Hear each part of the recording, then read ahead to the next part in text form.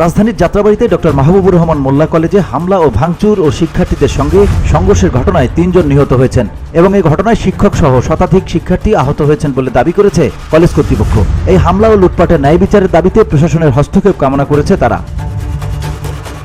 সোমবার বেলা 2:30টার দিকে ডক্টর মাহবুবুর রহমান মোল্লা কলেজের ব্যবস্থাপনা পরিচালক স্বাক্ষরিত এক সংবাদ বিজ্ঞপ্তিতে এ তথ্য জানানো হয়। সংবাদ বিজ্ঞপ্তিতে বলা হয়, ডক্টর মাহবুবুর রহমান মোল্লা কলেজ গভীর শোক ও ক্ষোভের সঙ্গে জানাচ্ছে যে আজ আমাদের শিক্ষা প্রতিষ্ঠানে এক নৃশংস হামলা চালানো হয়েছে। তথাকথিত 7 কলেজ শিক্ষার্থীদের ব্যানারে বহিরাগত একদল সন্ত্রাসী প্রবেশ করে ব্যাপক ধ্বংসযজ্ঞ চালায়। এ হামলায় 3 জন শিক্ষার্থী নির্মমভাবে প্রাণ হারায় এবং শতাধিক শিক্ষার্থী ও শিক্ষক আহত হয়েছেন। আহতদের মধ্যে অনেকের অবস্থা গুরুতর, যাদের মধ্যে কয়েকজনকে নিবিড় পর্যবেক্ষণে চিকিৎসা দেওয়া হচ্ছে। সংবাদ বিজ্ঞপ্তিতে আরো বলা হয়, এই হামলায় শহীদ সোহরাওয়ার্দী কলেজ এবং ন্যাশনাল মেডিকেল কলেজের কিছু ছাত্র নামধারী ব্যক্তি নিষিদ্ধ সংগঠন ছাত্রলীগের মদদে শিক্ষা প্রতিষ্ঠান অস্থিতিশীল করার ষড়যন্ত্রে লিপ্ত ছিল।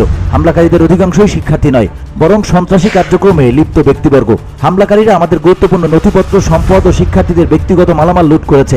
এছাড়া কলেজ ভবনের ব্যাপক ক্ষতি সাধন করে তারা অধ্যক্ষের কার্যালয় সহ বিভিন্ন কক্ষ ভাঙচুর করে। বিজ্ঞপ্তিতে বলা হয়, ঢাকা বিশ্ববিদ্যালয়ের অধিভুক্ত সরকারি 7 কলেজের অনার্স 4th বর্ষের মঙ্গলবারের পরীক্ষা অনিবার্য কারণে স্থগিত করা হয়েছে। এই পরীক্ষার নতুন সময়সূচি শিগগিরই ঘোষণা করা হবে। পরীক্ষার রুটিন অনুযায়ী অন্যান্য পরীক্ষার সময়সূচির অপরিবর্তিত থাকবে। BOD Bangla news desk.